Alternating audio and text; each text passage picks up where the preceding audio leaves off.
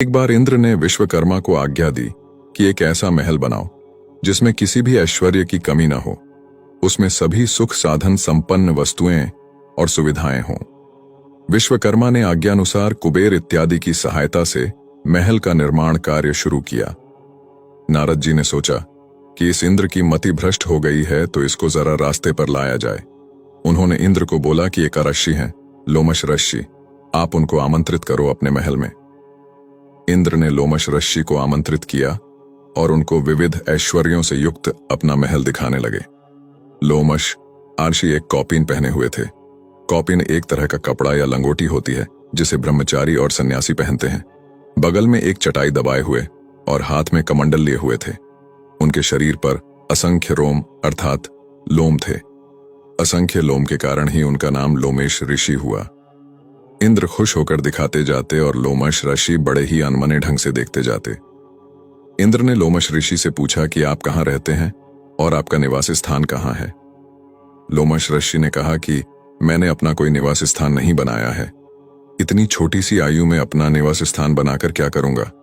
बस एक ये चटाई है, जब जहां रुकना होता है वहां बिछाकर सो जाता हूं, और दूसरा ये कमंडल ताकि जल आदि पी सकूं। कहीं से भी शरीर को चलाने के लिए भोजन मिल जाता है। बाकी का जो समय है वह भगवत भजन में व्यतीत करता हूं। इतनी कम आयु में भगवान का भजन करूंगा या अपने लिए रहने और खाने पीने का प्रबंध करूंगा। बात करते करते इंद्र की नजर उनकी छाती पर गई, जहां सिक्के के बराबर स्थान खाली था। बाकी का सब जगह शरीर पर बाल ही बाल थे। इंद्र ने उस स्थान पर बाल न होने का कारण पूछा तो लोमश ऋषि ने कहा कि जब एक कल्प बीत जाता है तो मेरा एक रोम अर्थात लोम अपने आप झड़ जाता है, और भगवान शिव के वरदान के कारण जिस दिन मेरे सारे रोम झड़ जाएंगे उसी दिन मेरी मृत्यु हो जाएगी।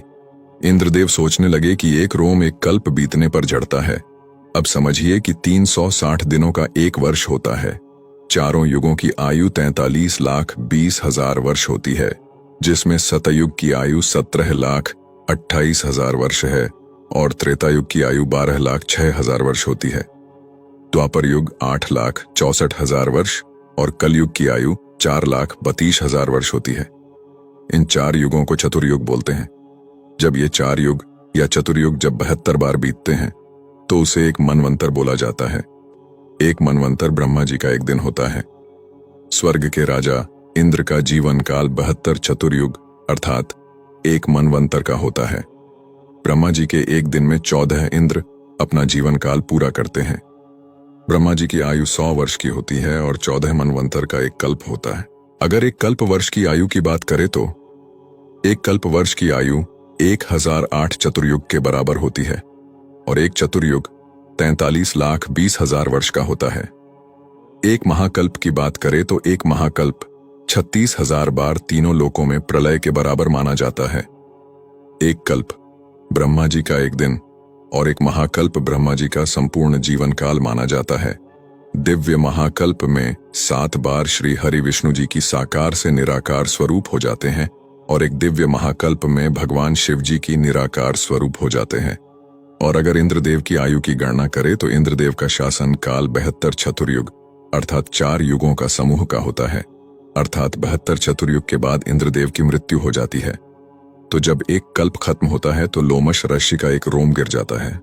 लोमश ऋषि की यह बात सुनकर इंद्र को बहुत बड़ा झटका लगा और बहुत लज्जित हुआ, और फिर सोचने लगा कि मतलब असंख्य इंद्र इनके सामने आए और गए, और अभी असंख्य इंद्र और ब्रह्मा इनके सामने आएंगे जाएंगे, फिर भी ये बोल रहे हैं कि मैं इतने कम आयु में क्या अपने रहने के लिए निवास स्थान बनाऊं, और एक मैं हूं जो अपनी क्षुद्र सी आयु में सभी ऐश्वर्यों से युक्त महल बनवा रहा हूं।